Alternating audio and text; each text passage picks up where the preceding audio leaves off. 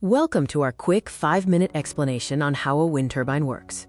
Have you ever wondered how these colossal structures turn wind into electricity? Wind energy is one of the fastest growing renewable energy sources. Let's delve into the mechanics that allow these giants to capture nature's power. A wind turbine's primary purpose is to harness the kinetic energy from the wind and convert it into rotational energy, which is then transformed into usable electricity. A wind turbine has 4 main parts: the rotor blades, the rotor hub, the nacelle, which is the, quote, engine room, and the tower that supports everything. The first critical step is turning the force of the wind into mechanical rotation. This is where the turbine blades come into play.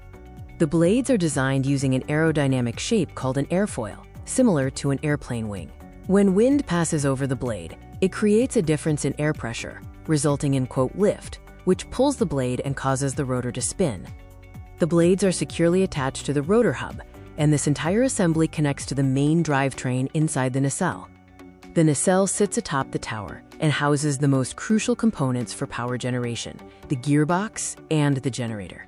Wind typically rotates the rotor slowly, perhaps around 15 to 20 revolutions per minute. The gearbox is essential here, stepping up this slow input speed to a high-speed rotation needed for the generator, sometimes over 1,500 revolutions per minute. The high-speed shaft from the gearbox then drives the electrical generator. This is where the mechanical energy is finally converted into electrical energy, ready to be used. To maximize efficiency, the turbine uses a yaw system to turn the entire nacelle against the direction of the wind, and pitch systems to adjust the angle of the blades themselves. This ensures they always capture the optimal amount of power, and can also feather the blades to shut down safely in high winds.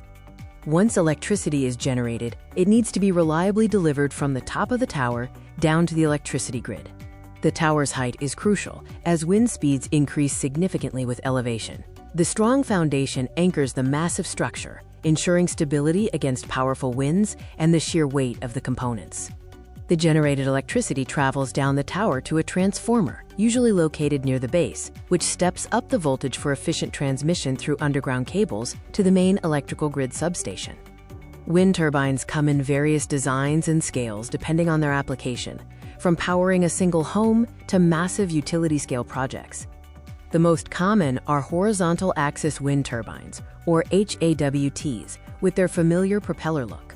Less common are vertical axis wind turbines, or VAWTs, which rotate around a vertical shaft, often used in urban settings.